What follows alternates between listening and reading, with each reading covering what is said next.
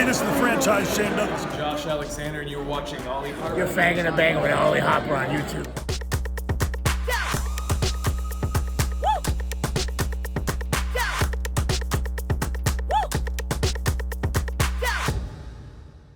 Hey guys, what is going on? Did you miss me? It has been a little while since I've done a video, but what is going on, everybody? It's me, Ollie, aka TNSAttitude, and I am back again here on YouTube.com for all things professional wrestling. Now today, guys, well, we have got quite a lot to talk about. We are talking TNA Wrestling, because they are back on the scene. And I tell you what, it is a very exciting time to be a professional wrestling fan. First of all, big shout out to Food Review Club for giving your boy a shout out over on their Slice and Brew food review over on Food Review Club on YouTube, Facebook, Instagram, TikTok. You go find it, guys, for Nottingham Slice and Brew. I was there. I made a cameo. It was good fun. And they gave us the channel a little bit of love for all things professional wrestling. Now today, guys, as I say, we're talking TNA Wrestling. We are talking the return, the rebirth of TNA. Because, you know what, I watched Hard to Kill. And I watched their weekly TNA Impact from last week. And I was very happy with what I saw. You know, I feel like in a lot of ways, wrestling can be quite saturated. It can be quite overfilled. There's a lot of things. There's different places. There's only so much time that you can give to wrestling on a weekly basis. You know, right now I watch Raw, I watch SmackDown, and occasionally I might check in on the indies now and again, you know. But TNA did something recently that I was quite impressed with. They have re-established themselves as a very viable place for talent to go and for fans to want to support. Hard to Kill felt like a very moment, almost like a watershed moment in a lot of ways. You know, of course, Nick Nemeth, formerly known as Dolph Ziggler in WWE, debuted at Hard to Kill. And the way this was built felt very special. It felt like when, back in the days of TNA Wrestling, when Christian Cage made the jump, or when Kurt Angle made the jump, and those big jumps really were moments that were significant for TNA's growth and development going forward. And I feel now we are going into a new era with TNA Wrestling, and I've got a lot of confidence for them. You know, you got to remember, when I first joined YouTube.com, the full name of this YouTube channel is, of course, Total Nonstop Attitude. I abbreviated it down to TNSAttitude because that's just an easier, smoother transaction. It looks better for me.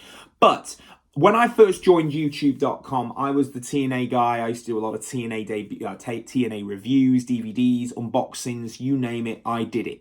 You know, and that was what it was about back in 2010 when I first joined the YWC. And, you know, while TNA, as it was then, is not like that now. You know, it became Impact Wrestling. Every single year during those 2010s, people were saying, oh, it's going to die, the company's going to die, it's going to be gone. And it still found a way of sticking around. You know, it became Impact Wrestling, and it became a lot of a smaller place, and it, you know, all the big names left, you know, they all went away, but there was still a pulse in the product. There was still blood flowing round that product to a point where they still were getting fans through the door. They were still doing stuff. People were still showing their support. Might not have been on that big grand scale when they had the Spike TV deal, but they still had something. I mean, I was watching it when it was like when Sami Callihan was over there, when Ken Shamrock was became their Hall of Fame. He got the Hall of Fame ring from TNA. Of course, when I was seeing it, when Tessa Blanchard and Sami Callihan had that that little feud going on. But people have been dropping off every so many years.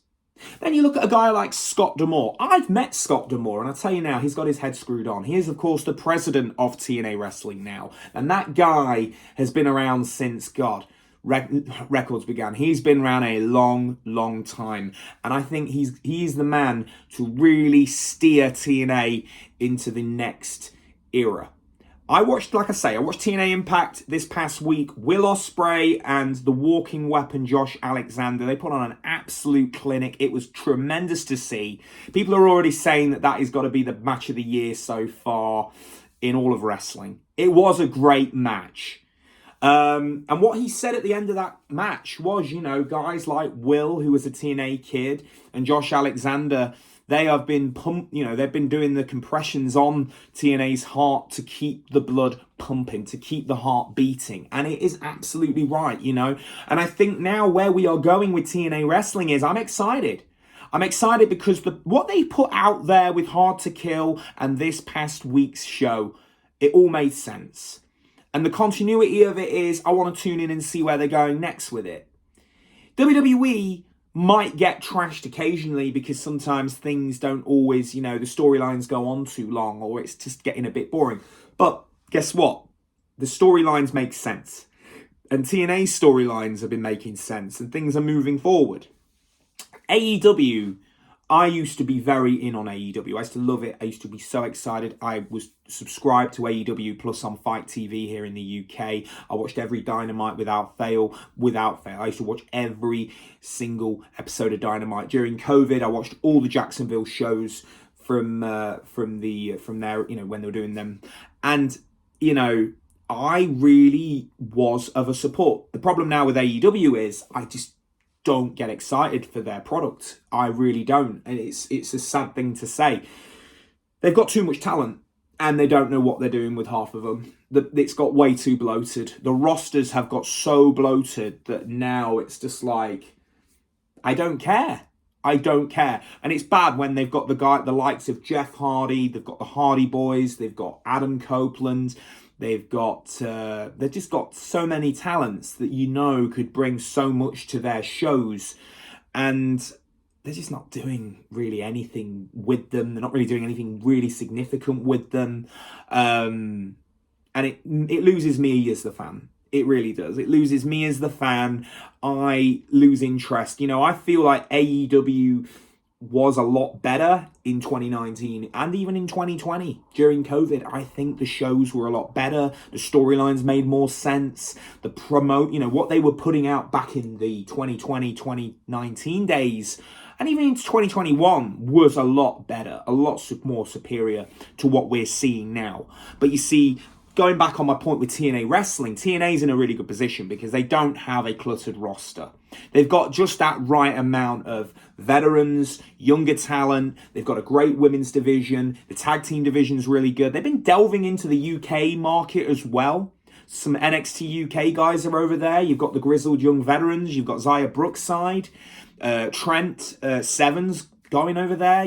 There's a lot of opportunity there for young talent to really to really strive. And I just think that TNA has definitely got they're exciting. If you've not checked it out, go watch TNA Impact from last week. If you've not seen Hard to Kill, go watch that. But I feel like where they are now, where TNA is, feels to me like where AEW was at the start of 2019. They've got a couple of established names, but there was a lot of the air flew. There was a lot more. It breathable, and it's easier to follow. It wasn't so crowded. There wasn't so many people on the roster. What was there made more. It was less is more, which is what is very, very important in professional wrestling. Less is more. As a viewer, I do not give a shit about 10 to 11 matches on a pay-per-view. Give me 6 matches. Make sure all those matches make sense. Make sure all those matches have decent storylines in them. I will care then. I will watch the show. 6 to 7 matches is healthy. But 11 to 12 matches with a countdown, with a buy-in show as well thrown on, too much. I don't care. And, it's just, I'm not making this video to bash AEW. I'm really not. But when TNA Wrestling comes out, they do this Hard to Kill pay-per-view. I watched it. I was very satisfied with it. They've got some good young talent over there. They've got some really great names from the UK scene. And they're really starting to show that, hey, we're here to make moves. We're here to make, we mean business. I think it's good. And this is why I'm excited for when, some talent become available. The Rainmaker, Okada. I made a post on my personal Facebook. I said, what? I hope he goes to either WWE or TNA. I don't want AEW to take him. Because I feel if he goes over to AEW, he'll get lost in the shuffle. He becomes another one of Tony Khan's toys on the shelf, covered in dust, and they do nothing with him. Because that's what it will be. Let's just see where TNA goes. They've got Nick Nemeth. They've got, of course, Steve Macklin. They seem to be doing like a feud with those two. You've got Moose over there. It looks like Moose and Nick Nemeth will have a feud at some point. All in all, I'm satisfied with what we've seen so far. Let's see where the products go. It could be interesting. I'm excited. But yeah, like I say, let's see what happens. Leave me your thoughts about TNA Wrestling below this video. Have you checked out Hard to Kill? Have you watched any of the current stuff? Let me know your thoughts. I'm hyped. This is my thoughts. As I say, less is more. Keep it up, TNA. Let's see where we go into 2024 and beyond. Anyway, guys, don't forget to comment, subscribe, and like, and I will catch you down the road for another video. I am out, guys.